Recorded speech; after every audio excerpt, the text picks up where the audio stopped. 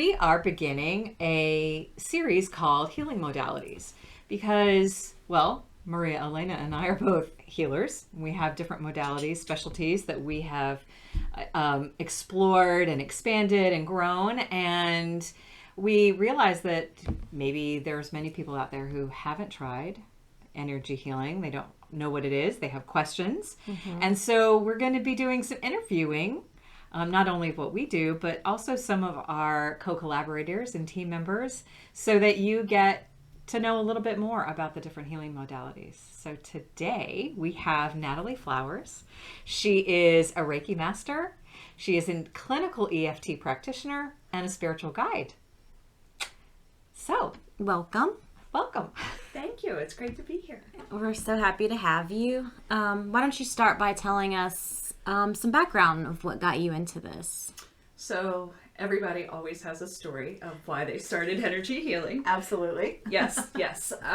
So with me, it was no different. I had some health struggles in my life, and you would think they would have been the catalyst, but it actually wasn't that. It was my personal life. It was my marriage and my relationship, and I had no clue how to deal with what was happening or what I was attracting into my life or why. And I started with, one day randomly, I Googled self-help, and I just started reading some books.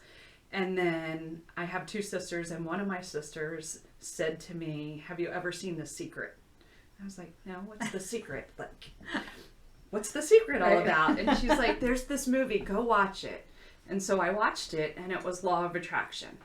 And I watched it, and I was like, "Nah, it can't be that simple. It's not possible." And I am a Libra. And I am a researcher, and I need to know the why of everything. At least at that point in time, I totally needed to know the why. So I started pulling every reference from the movie, and I started reading all the old books that she had said.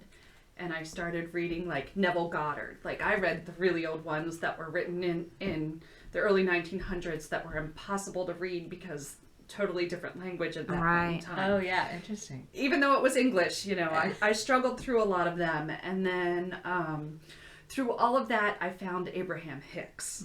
And that actually really resonated with me. And then from there, I just continued to go on, and I could feel it starting to click, and I could feel a whole bunch of things working, but I wasn't there yet. And so I read like, I don't know, something probably by this point in time, it's like 300 books on spiritual healing. Damn, I thought I read a lot of books. Me too. Wow, so you guys have some research under your belt. I do definitely have some research. So that led me, I actually, my spiritual guidance is law of attraction based. I have a certification in law of attraction coaching.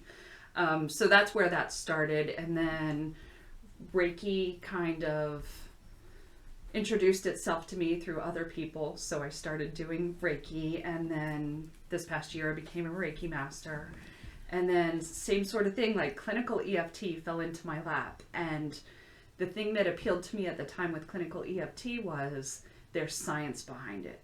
Like, there's research, there's the American Journal of Medicine that posts all the things, the statistical rates on how PTSD is cleared with EFT tapping. And again, there's science behind it. Like, there's proven scientific evidence that with Reiki, you can kind of say, like, somebody, like, rub your hands together, pull them apart, push them back together, you can feel energy. And that's a little different for everybody. But with EFT, which appealed to me, is you can say, look, go pull this reference from the library, look this up. It shows it's like 90% effective in clearing PTSD, helps rewires your brain, does traumatic events. Like, I found that fascinating. So And some people need that.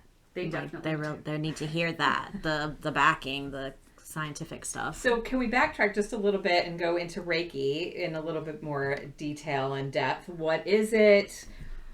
Why did you decide to get certified in it? How what does it give people? I am also a Reiki master, but we're going to let you talk about it. Okay, well, that's fine. And if you want to add anything, feel free. So what appealed to me about Reiki is it's, again, a self-help healing modality. So people go to Reiki masters or Reiki people thinking, oh, you're going to heal me. That's not quite how it works. It's never how that works. Right. So what appealed to me is there are spiritual attunements that come with being a Reiki master that help you open up to channeling. And so as a Reiki master, that's what I do. I channel energy and help give it to the person who's there with me, and then they choose what to do with it and where it goes. One of the books, there's a saying that said, Reiki goes where Reiki knows. Mm-hmm. So if I have a client that comes in and says, oh, I hurt my back, can you give me Reiki on my back and fix my back?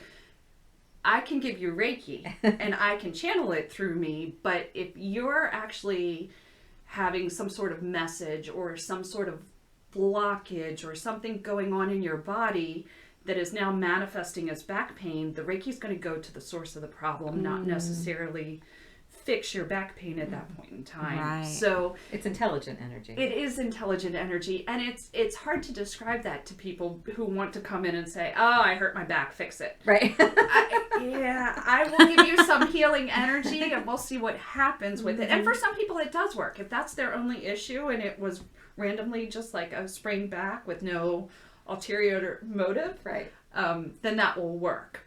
But it's not always the case. Yeah. So that's and Reiki for me has become a little more intuitive too. Like I can hear my guides and they'll say spend a little extra time here, or when a session is over, and I always ask clients if they want to hear the messages. Sometimes they'll say yes, sometimes they'll say no, but like you've had a client say no? Yeah, that's what I was going to say. I have had a client say no. She said, I'm not ready for this yet. I just wanted the energy. Wow. I said, think about it. I will message it to you if you want to hear. And she's been back to me and she never wanted to hear that first message. But most people do say yes all the time. I was like, I've never had anybody say no. and a lot of times I'll get like colors for the chakras. Like I just had a client recently and they were like, they needed to embrace blue. Thoroughly needed to embrace blue. Like there was a truth that they needed to get out that they were not allowing out. And whether it be exactly with themselves or with someone else, I wasn't exactly clear on that part of the message, but it was do some work with your throat chakra. Interesting. So that's a little extra. That's not a typical Reiki experience to have colors come through. This is the intuitive part you were talking about that is kind of become more natural way of doing it. Yes. Because in Reiki there is obviously this set of hand positions and set of symbols and set of Japanese words that are to be used and all of that. And I've noticed, and I don't know if you do anything different like this, I've noticed a lot of Reiki practitioners will add gemstones to the healing practice, or I had another woman who actually added like tarot card reading with it, and I was like, how interesting is this? So I think there is some leeway and some freedom with how you express your Reiki healing modality. There absolutely is. And I do typically use some crystals. I normally always have clear quartz in their hands to help amplify the energy. Mm-hmm. There's normally black tourmaline at their feet to help get rid of anything that needs to clear out or be flushed away. Depending, if it is a pain in the back or in their body, I'll have a rose quartz there to help with that little area. So it is very intuitive, and I actually always have a deck there. If somebody actually says, hey, can you pull me a card? Oh, I love that. So if somebody was like, okay, I don't know what kind of energy healing I need, what would you say Reiki is best for? I would say Reiki is best for starting to get in tune with your body. As far as the pains, the aches, or just feeling like I don't have energy flowing from my toes up to my head, and just figuring out some things. It's also very good for relaxation and a bit of grounding. So I think if you're starting into energy healing, it's a good place to start. I always call Reiki the gateway. Yes. It's the gateway healing modality. Yes, I would agree with for that. not only for people who are practitioners, because I think it was one of the first things I learned as well, but for people who are new to, like, I don't know, I've heard about this, I want to try something. I think it's a really beautiful energy to experience, and it's a great gateway into... And it's so well known. Well, Comparatively, right. absolutely. So a lot it's of even people... showing up in hospitals, like... Yeah. It is. There was a big, and I read one of her books, Raven Keyes was a big Reiki master, and she helped clear the space around 9/11 and the site, and she did Reiki for some of the survivors and things like that. So back as far as 9/11, it's becoming more mainstream now at this point in time as well. Interesting. So that's how you began. So let me ask you, how's your relationship with your husband now? Because that's why you started this journey. It is, and it's funny because I think we're both on a spiritual path together.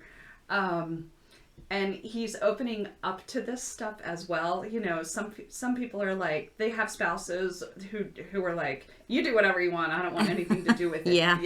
And he's asking questions now, and he's opening up to it. So we're kind of going through some of this stuff together. Oh, so I love that. it's That's improving. awesome. And I have a 14-year-old son who I've brought up with this because I've been doing for 6-7 years. So he's a little more forgiving with it, I guess is the right word to say. Like, he doesn't want to tell his friends what his mom does, but at the same point in time, if there's something bothering him, he'll say, you know, can you help me with this with your tools? Oh, I love that. Yeah. So you want to dive into more about the clinical EFT, because of course we've all heard of tapping, and you know, everybody's sitting around tapping themselves. So tell us more about that.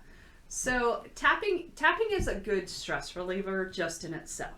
So if you're feeling stress and you haven't learned how to do some breathing or anything like that, you can tap through the points. There are specific points. Tapping is based on acupuncture, acupressure. Mm-hmm. So it's been around for a while, and you have meridians running through your body, and there's key points to tap on that help your body relax and relieve a little bit of stress. So the difference between just tapping and clinical EFT tapping is you're doing exposure therapy and you're doing cognitive therapy with both of them. So you tap the specific meridians through a body to get somebody to relax. But then you're actually focusing in on a problem, which at first seems a little counterintuitive, but you have to get to the problem to bring up the emotion. And that's where the root of everything is stored in your body, and you want to get rid of that and release it. So one of the big things is for people that don't remember traumatic events. The clinical EFT, again, it's a long certification to go through. I felt like it was getting a master's degree. But there are certain things you figure out as you're doing this. And if it's too traumatic, you focus on a sensation in the body as you're tapping. And you focus on, what does that feel like? Does it have a color? Does it have a texture? And then you focus in on that. And once the body relaxes a little bit as you tap through the color and the texture, and you do 1 or 2 rounds of that, you can then, most times the client will say, oh my goodness, I totally forgot this. When I was 3 years old, X, Y, and Z happened. And then you can focus in on that problem and go through the tapping points and help them release it. That's the problem with YouTubing tapping. If you just go and it will help you in that moment, but it won't get to the root. And the other problem is, even if you YouTube tapping and you can sort of do it, if those traumatic events come up, you may not be equipped to deal with those traumatic events. You're not supported. Right. You're on your own in the same boat. Right, because those things, like, a lot of emotions come up. People cry. People get, like, they can't speak. And that's why it's good to have a coach there to say, okay, even if you can't speak, keep tapping. I'm going to say the words for you. I'm going to get you through this. And then clinical EFT has also developed where they use EMDR techniques, which are eye movements. So there's a whole separate procedure. So if somebody can't do an eye movement clearly in a circle, that's a key to the practitioner that there's stress there, there's trauma there. Oh, that And is then interesting. you dive in deeper and you keep going until they can make a full eye circle without skipping we typically do them in quadrants without skipping a quadrant. And then you know that you've helped release that trauma. And there's trauma that's way deep that even one session it'll be less, but it can still come up again. So until you get to the original root of the problem, it can continue to come up. And again, somebody that's just trying to fix this on their own may not be able to figure that part out. So really, this is for deep trauma, PTSD, significant things that I just can't get over it. I just can't release it. I'm tired of dealing with this thing. It is clearly for that, but there's also something that we call psychological reversal, which means that you had a traumatic event when you were, let's say, 3 years old, but you can speak about it without having ever dealt with it like it was nothing. Like, oh yeah, my father abused me or my mother beat me, and you just speak just like we're speaking and say that. I've talked to a lot of people that talk like that. Right. So there's actually some movements. It's called the cross crawl.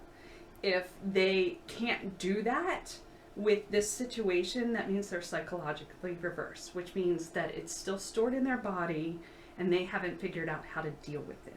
Wow. So and I could show you too. The audience isn't going to get it, but there's a couple things that's body movements, like Oh yeah, we talked about that. things like that. If they can't do certain movements, Oh, wow. that means they're technically psychologically reversed. Now, if they can talk about it, but they've been in therapy or they can deal with it, that's a totally different thing. But if this person is coming to you saying, I have this problem, I'm struggling in my life, I don't really know what it is, and this instance comes up, and you have them do the movements and they can't do it, that's your problem. That's where you need to dive in and dig in deep and figure out what's going on with it. I love that. So it's like therapy, but proactive therapy. I am not against therapy. I had a therapist for years. I loved her. We could have totally been best friends. And I think there's also something really limited about psychotherapy, which is how many times can you talk it to death? Like, because energy does get trapped in our body, the talking isn't enough.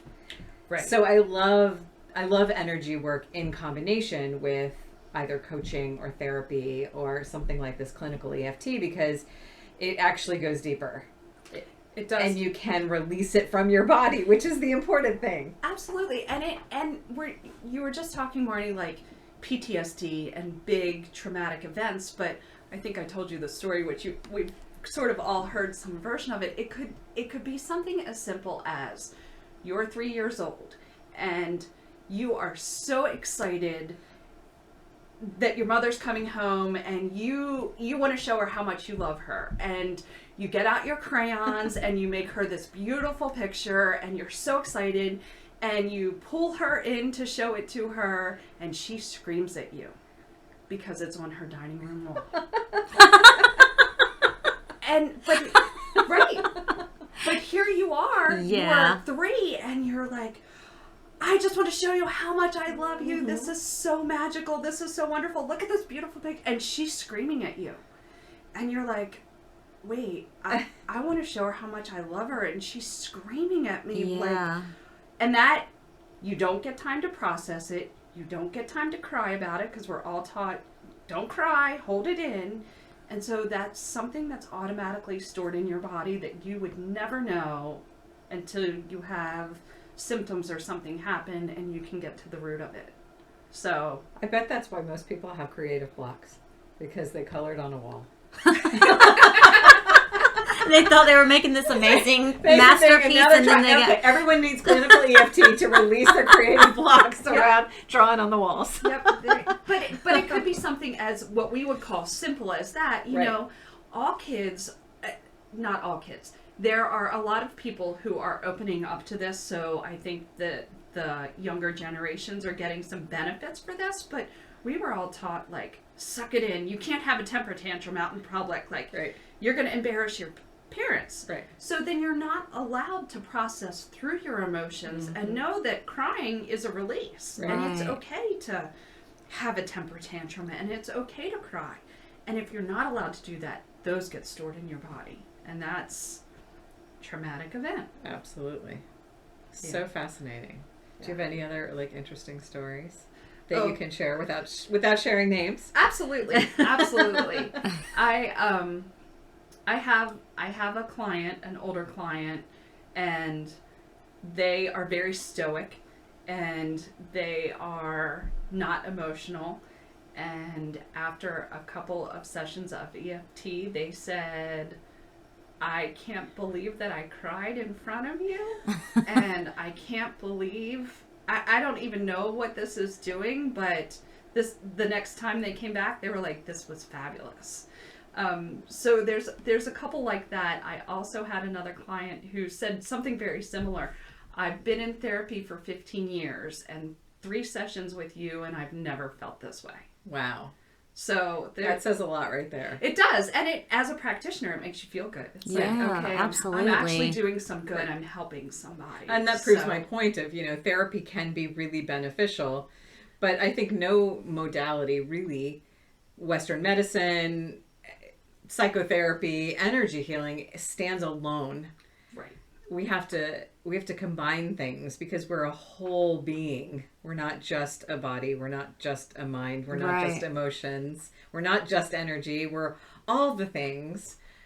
So I love this exploration of different healing modalities. Well, and the thing with clinical EFT too, the clinical portion of it, again, it's recognized by the American Psychiatric Association.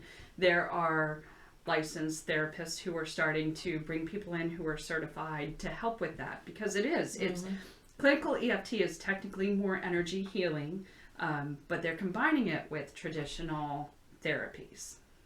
Love that. Yeah. So is that the spiritual guide? You want to go into that a little bit more as part of your title is also spiritual guide, which I think we end up being, don't we? We do. Well, and I think the spiritual guide is the intuitive part that's coming in. Again, I was certified as a law of attraction coach. And the law of attraction, which some people may or may not know, basically it's a little bit like karma. What you put out is what you get back. But what most people don't know about law of attraction is it's everything you think. And even though you may not realize you're thinking something, those thoughts become things. Positive, negative, whatever connotation you want to give it. Yes. Well, I was teaching a class last night, and that's one of the things I talk about is only 5% of our actions are actually conscious. Our linear logical thinking is in that 5%, but 95% of our actions, our beliefs, our stories, our dreams are all in the subconscious. Yeah. So law of attraction is great if you can get the subconscious to be equal to the conscious. Correct. So that's why the coaching is helpful. Yes, and one of my mentors at some point in time called it autopilot. Yes. And that's you're on autopilot in your day. What happens, we've all done it. You were leaving your house for work and you got to work and you're like, How did I get here? Here? Right? I didn't run any red lights, did I? Because you're on autopilot, because you know how to get there, but you're not paying attention to what you're thinking while you're on that autopilot. Again, conscious, subconscious. Mm-hmm. It can go either way. It's those things, but they make a big difference. Yeah, for sure. We talk a lot, Maria Elena and I, about curating your words, really paying attention to the language that you're using. What are you saying? What are you thinking? Because all of that matters. And I think clinical EFT really plays in that realm as well of being really conscious about the thoughts, the feelings. It does. And clinical EFT, I think all energy healing, you're rewiring your brain anyway. Yeah. But there's definite, I don't even know what the word is, but there's definite things that come out of doing all of those things. Mm-hmm. So the spiritual guidance is, again, it was originally based on law of attraction. I've moved a little bit further into more of the energy and listening to your intuition and what's coming up from the subconscious to help. Again, that's Reiki with the messages. Like, do you want to hear these messages? Because they're coming through. I can give them to you. Like, your throat chakra's blocked. Here's some ways you can embrace it and, embrace the color blue, but get your truth out there and speak your truth. I think there's a lot of us that are so concerned with what other people think. And Absolutely. It's ingrained in us. It's almost ingrained in us to be people pleasers. Taught from a very young age, like the temper tantrums that we were just talking about. Don't cry in public because you're going to embarrass me. Has nothing to do with you. It's me. Right. So we have a lot of that in our systems, and the intuition, like listening to yourself. Like, no, there's a quote from a book that my husband and son, if they listen to this, they're going to laugh hysterically, but it was on my fridge and now it's in my office. But the book was called, I think the book was called Not Nice. But it says you are not responsible for other people's feelings. Right. Like, you can't control how they feel. And if they want to blame you and say you're making them feel this way, okay, maybe you weren't nice about it, but they're choosing what to do with your words. They're choosing to store it in their bodies. They're choosing to let it bother them or not let it bother them. You always have the option to let it go and say, I don't care what other people think. Yeah. And that's difficult for a lot of people. It's difficult for a lot of people, but on the same instance, like, if it was somebody you didn't know that called you on the phone and say, hey, I don't know you, but I'm never talking to you again, you'd be like, okay. I don't care. Great. Okay, see you later. But, why did you call me? Right. If it's your mother, father, sister, brother, and they call you and say, I'm never talking to you again, you're like, oh my goodness, what did I do? What's wrong? Instead of, oh, okay, that's your problem. You can make that choice. And a lot of us have a lot of that, me included, to get through. I'm always telling my clients, I'm a coach as well, and I'm always telling my clients, nobody actually cares what you're doing. We think that people care, but they're too worried about what you think about what they're doing to worry about what you're doing. It's like when you go to the gym and you think everyone's looking at you, right. But no one's really looking at you. They're worried about, are you looking at them? Right. Like, and how am I looking? Or how do I, Right. Do I look good on the treadmill? Yeah. Right. Nobody looks good on a treadmill. Right. This is true. Sorry. That's totally true, but that's a lot, and even society. I mean, we've inherited a lot of our beliefs from our forefathers, whoever it may be, whether it's whether you're looking at a global scale or down to a personal level. You were trained from your parents, they were trained from their parents, and things haven't changed in all those years until somebody steps up and says, nah, I don't want it to work this way anymore. Yeah. I don't think that's the way it should be. And so that I help my clients with that. Like, empower yourself. Self-worth is a big, big thing for all of us. Yeah. So, Definitely. For sure. Yeah. So I try to incorporate all those things, no matter what modality I'm using. I incorporate all those things. Peace and grace for ourselves is the foremost thing for any of these things. Yeah. And even when you start when I start a clinical EFT session, I start with a breathing technique, and I start with like a heart coherence meditation, just to ground my clients before we even start getting into anything. And then like they tap that. themselves, right?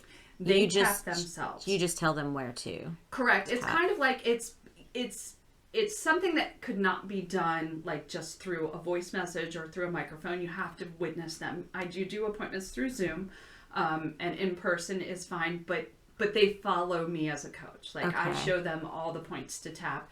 And typically, if I'm going to go to a different procedure, like there's basic tapping points, but we have alternate tapping points, and it's called a 9-gamut procedure, which incorporates the eye movements. Like, before I take them to that, as we're tapping, I'll say, all right, we're going to go through the next session. Just follow along with me. Just watch what I do. If you need some guidance or tweaks, I'll show you how to do that. But it takes them through the whole movement system. Cool. So you're guiding them every step of the way. They don't have to like remember anything. Correct. But the good thing is too that once you learn at least the tapping points, you can use them yourself. Like if you're having one of those anxious moments and, oh my goodness, I just got in a fight with coworker or whatever, you could tap through the points to give yourself a couple minutes to relax. Like again, if you can't remember the breathing technique, you have a tapping point that you could use, or any of those things. So is that just basic tapping? Is that like resetting the nervous system? It is. It's resetting a lot of things. It's rewiring your neural pathways. It's actually almost hard to explain because it's so complex with all the science that's behind it and all the books that I read. Sum it down. It's Paraphrase. It is. It's rewiring your circuits in your body, in your brain specifically, to be able to release the traumatic event and realize that you almost gain a new perspective. There will be a lot of clients that, let's say, we're tapping through something that, I don't know, let's say it was from their parents and there was a traumatic event. Let's go with the 3-year-old and the drawing on the wall.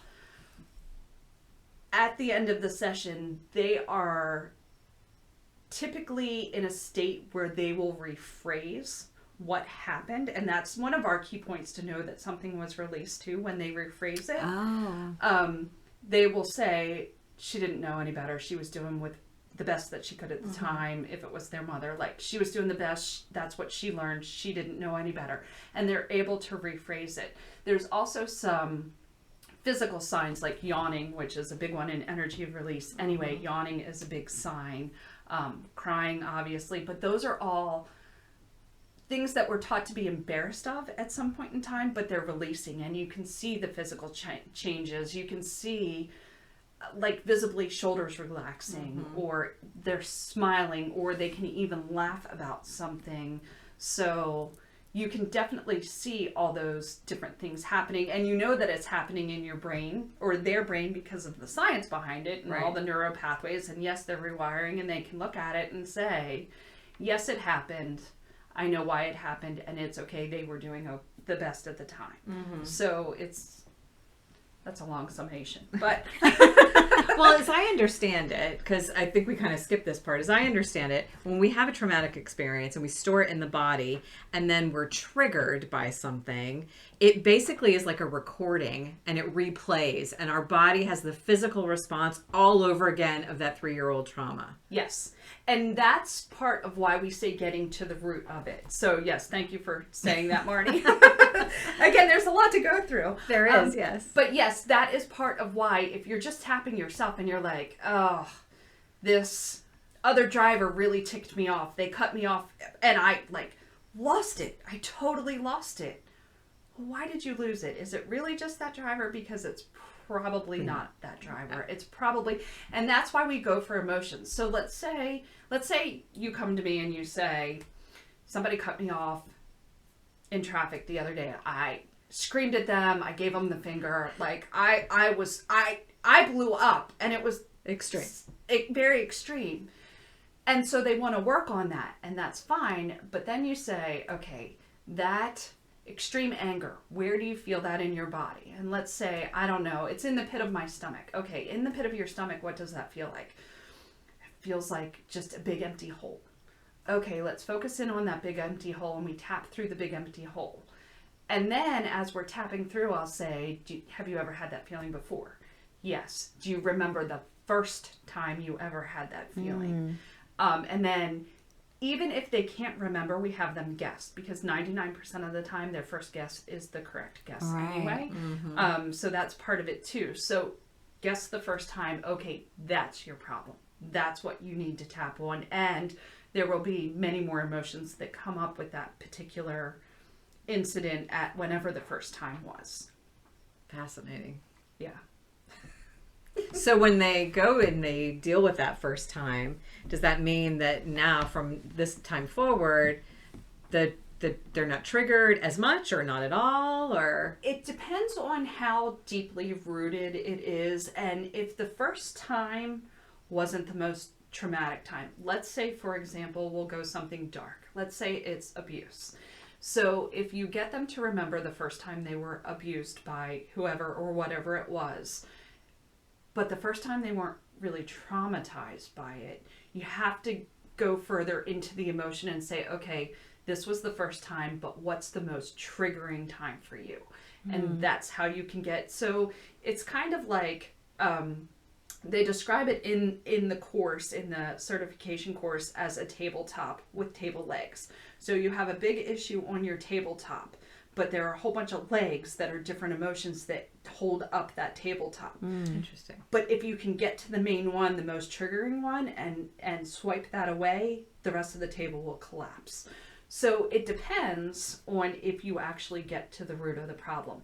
If you can't get to the main one, it will definitely lessen, and it will cause them to say, okay, I know this has happened before, and they can sort of remember, so that the next time they come see you, oh yeah, I remember this one was really triggering, like, I don't know, I couldn't move for days or something. Like the first one was like, I didn't really know what was happening, but the third time I was like, I couldn't move or couldn't walk or couldn't something. That's their triggering event.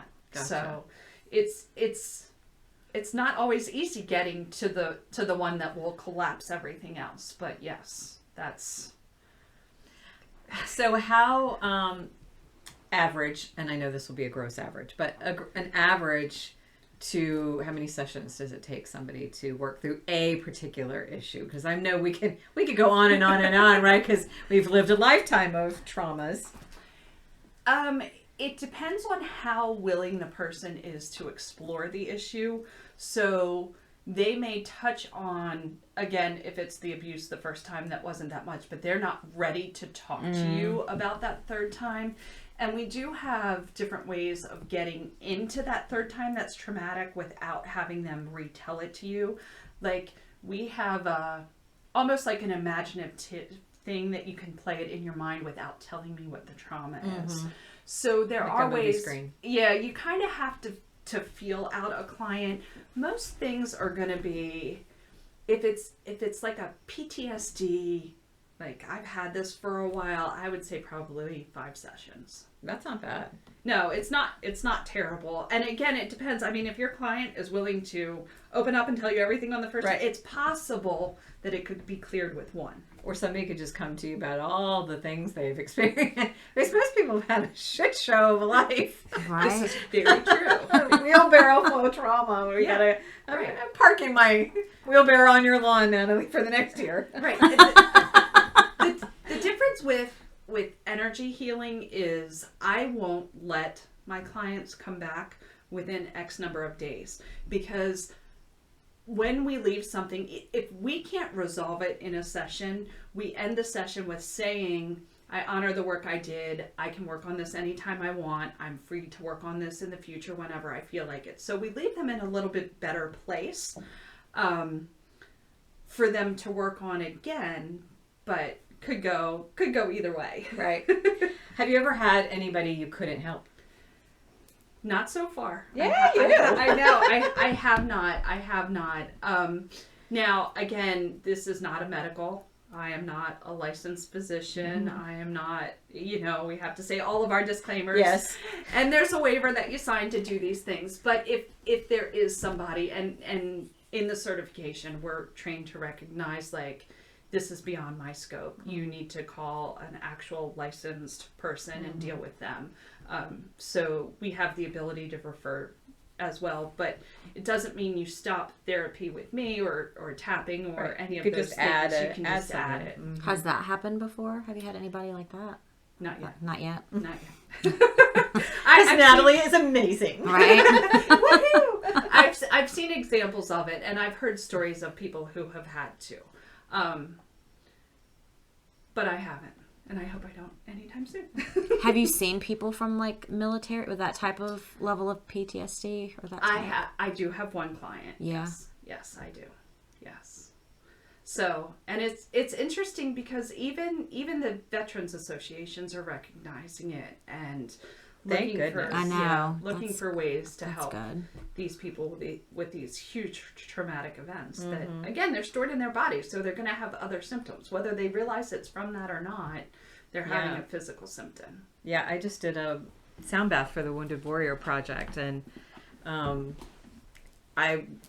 this would have been amazing for them to each get a session, to get introduced to it and begin to do some healing. Well, and I offer group sessions too. So if somebody, if there's a group, we can do it for a group.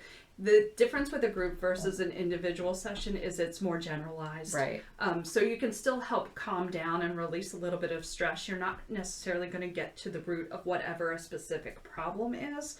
But it'll give them some tools to deal with the stress that's everyday life, that they can release some of that. That's great. Wow.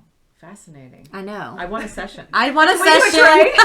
Absolutely. Yes. I'm So we're the whole booking time Natalie. I'm sitting here thinking about, like, what will come up in my session? Like, I'm ready to do one.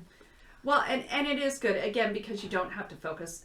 You do eventually focus on the problem, but you start with sensations. You start with pain in the body. You start with a feeling. You start with something. Because that's how people probably generally come in, is just, I have this pain, physical pain, right? Right, or even I have this going on, but I don't really know why. I've done therapy. I've tried this. I've tried that. I'm looking for whatever is actually going to help me. I guess a lot of people that come our way are like that, like not last resort, but kind of like, I've tried everything else. I've been seeing doctor for years. I'm on Yeah. this many medications, prescriptions, blah, Right. blah, blah. The interesting thing is that from an energetic standpoint, we are first, trauma moves into our energy field. Like, it's out in that farthest field first, and then it moves into the mental field, and then it moves into the emotional field, and then it hits your body. So you've missed 3 signals before you finally got to the body.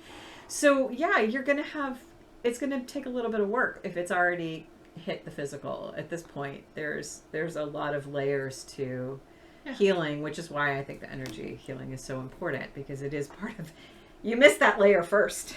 Right. Exactly. It's exactly like an onion. And and once you peel back something, it doesn't mean that you're not going to have something else either. It's kind of like, okay, I'm trying to fix this problem, and I'm open to fixing this problem. And once I release it, that may mean, like, okay, now I'm ready to deal with the next problem. Right. Right. Yes. Which we all have layers. We all do. Absolutely. Yeah. Do you have any other questions, Maria Elena? I don't think so. That was wonderful. Very fascinating. Thank you. I can't wait to have a session. So we're going to drop Natalie's contact information and her link. If you're not local, to do a Zoom session with her. If you're local, she actually works here out of the retreat, which will be changing its name, but that's a whole nother podcast. I can't wait for that. For now, it's the retreat. For right now, it's the retreat. She works out with us and in this amazing space, and so we look forward to you trying it out, or at least contacting her if you have some questions about it. So we'll drop all that information in our description underneath. Perfect. Thank you all for having me. Thank you so Natalie. much for sharing. I feel like I now really understand. I mean, I understood, but now I really understand. Because I took a tapping certification, and it was pretty basic, but the depth of the clinical piece and being able to coach people through that is really awesome. And for you people who are like, no, I'm all about the science, here you go. She's got that science. She's got the science to back it up. I do. Perfect. On my website, which I think you'll post too, there is a link to all the science and all the journals and everything that backs it up. That's posted. There you go. Have those on there. That's great. That's great for those of you who really, really need it. Need the science to back it up. I hear you. I get it. We just want you to get started, right? Right. And into the wonderful world of energy healing. That's right. All right. We'll see you on the other side. Thank you. Thank you.